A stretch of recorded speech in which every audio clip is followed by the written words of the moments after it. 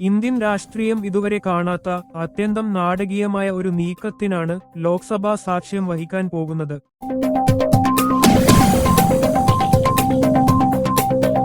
പ്രതിപക്ഷ നേതാവ് രാഹുൽ ഗാന്ധി തന്റെ രാഷ്ട്രീയ ജീവിതത്തിലെ ഏറ്റവും വലിയ പ്രതിസന്ധിയെ അഭിമുഖീകരിക്കുകയാണോ?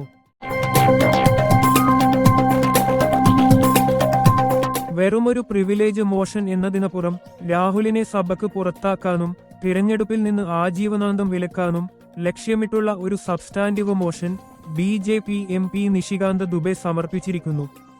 എന്താണ് ഈ നീക്കത്തിന് പിന്നിലെ ലക്ഷ്യം? കോൺഗ്രസ് ഇതിനെ എങ്ങനെ നേരിടും? നമുക്ക് പരിശോധിക്കാം. എന്താണ് സബ്സ്റ്റാൻറ്റീവ് മോഷൻ? സാധാരണയായി ഒരു MP തെറ്റായ വിവരം നൽകിയാൽ പ്രിവിലേജ് മോഷനാണ് വരാറുള്ളത്. എന്നാൽ ഇവിടെ സർക്കാർ തന്ത്രം മാറ്റിയിരിക്കുന്നു. പ്രിവിലേജ് മോഷൻ ഒരു സമിതിയുടെ പരിശോധനയ്ക്ക് വിടും. എന്നാൽ സബ്സ്റ്റാൻറ്റീവ് മോഷൻ നേരിട്ട് സഭയിൽ ചർച്ച ചെയ്യുകയും വോട്ടിനിടുകയും വേണം. ഇത് വെറുമൊരു പ്രസംഗത്തെക്കുറിച്ചല്ല, മറിച്ച് രാഹുൽ ഗാന്ധിയുടെ മൊത്തത്തിലുള്ള പെരുമാറ്റത്തെയും വിദേശയാത്രകളെയും രാജ്യവിരുദ്ധമെന്ന് ആരോപിക്കപ്പെടുന്ന സമ്പർക്കങ്ങളെയും ലക്ഷ്യം വെച്ചുള്ളതാണ്. ഈ മോഷനിലെ ആരോപണങ്ങൾ അതീവ ഗുരുതരമാണ്. രാഹുൽ ഗാന്ധി ഒരു അർബൻ നക്സലാണെന്നാണ് BJP ആരോപിക്കുന്നത്.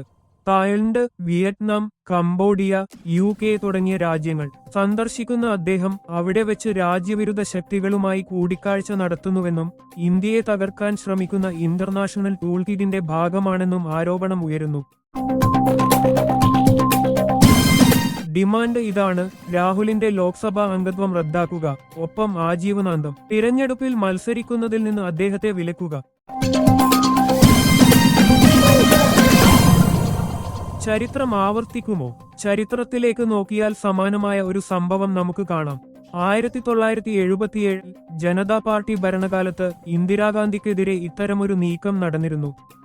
അന്ന് ചിക്കമംഗളൂരിൽ നിന്ന് ജയിച്ചു വന്ന ഇന്ദിരയുടെ അംഗത്വം റദ്ദാക്കിയിരുന്നു. എന്നാൽ അന്ന് ആജീവനാന്ത വിലക്ക് ഉണ്ടായിരുന്നില്ല. അതിനാൽ അവർക്ക് തിരിച്ചുവരാൻ കഴിഞ്ഞു. എന്നാൽ ഇന്ന് രാഹുലിനെതിരെ നീങ്ങുന്നത് ആജീവനാന്ത വിലക്ക് എന്ന ലക്ഷ്യത്തോടെയാണ്. താൻ ഒന്നിനെയും ഭയപ്പെടുന്നില്ലെന്നാണ് രാഹുൽ ഗാന്ധിയുടെ പ്രതികരണം. FIR ആയാലും സസ്പെൻഷൻ ആയാലും തന്റെ നിലപാടിൽ മാറ്റമില്ലെന്ന് അദ്ദേഹം വ്യക്തമാക്കുന്നു. എന്നാൽ സഭയിൽ ഭൂരിപക്ഷമുള്ള സർക്കാരിന് ഈ മോഷൻ പാസാക്കാൻ പ്രയാസമില്ല. ഇത് സംഭവിച്ചാൽ കഴിഞ്ഞ ഒരു പതിറ്റാണ്ടിനിടയിലെ ഏറ്റവും വലിയ പ്രതിസന്ധിയാകും കോൺഗ്രസ് നേരിടുക. ഒന്നുകിൽ രാഹുലിനൊപ്പം ഉറച്ചു നിൽക്കുക, അല്ലെങ്കിൽ രാഷ്ട്രീയ നിലനിൽപ്പിനായി പുതിയൊരു വഴി തേടുക. ഇതാകും കോൺഗ്രസ് നേതാക്കൾക്ക് മുന്നിലുള്ള ചോദ്യം.